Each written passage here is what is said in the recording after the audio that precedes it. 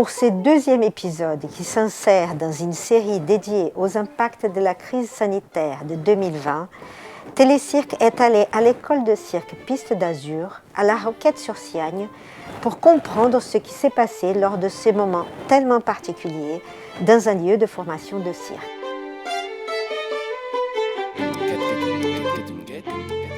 On l'a appris le matin, confinement la semaine prochaine pour tout le monde. Voilà, ça a été un peu cellule de crise, qu'est-ce qu'on fait pour quand même beaucoup d'élèves ici à gérer. Et du coup, voilà, c'était assez brutal. Donc la décision, c'est à midi, on va voir les jeunes de la formation professionnelle et on leur dit à partir de maintenant, vous prenez vos affaires et vous rentrez chez vous. Le début du confinement, c'est tout de suite dans l'urgence, donc on n'a pas trop le temps de réfléchir ni de se projeter. On a les informations, on sait qu'on ferme, donc quand on ferme, on se dit on a le temps de voir venir. On s'est réunis en équipe et on s'est posé la question, qu'est-ce qu'on va faire ? Donc pour la pratique amateur, on a annoncé en raison du confinement plus d'activités jusqu'à nouvel ordre, etc.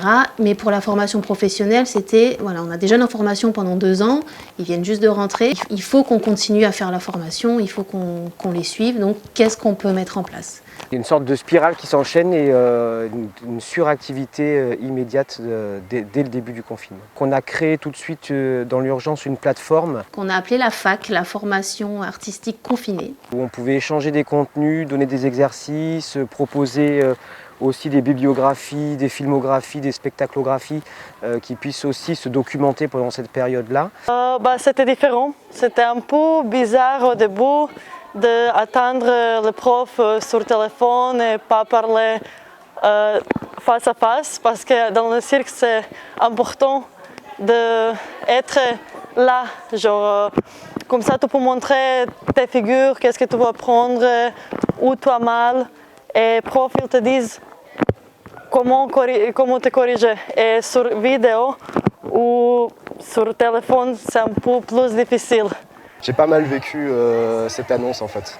Et je me suis remis beaucoup à la guitare, ça m'a permis plein de choses et de m'entraîner ce que je voulais faire exactement tout le temps, à n'importe quel moment en fait, et d'apprendre à travailler en autonomie aussi. On a repris les cours le 2 juin, de manière très compliquée pour les élèves parce qu'on leur dit ok on reprend, par contre vous avez un espace et vous devez travailler seul. Et le déconfinement, presque plus mal que le confinement en soi, j'imagine. J'ai un peu pas mal bougé entre plusieurs endroits, je suis remonté chez mes parents et ça m'a fait une vraie coupure avec le cirque, ce qui m'a fait vraiment tout drôle en fait.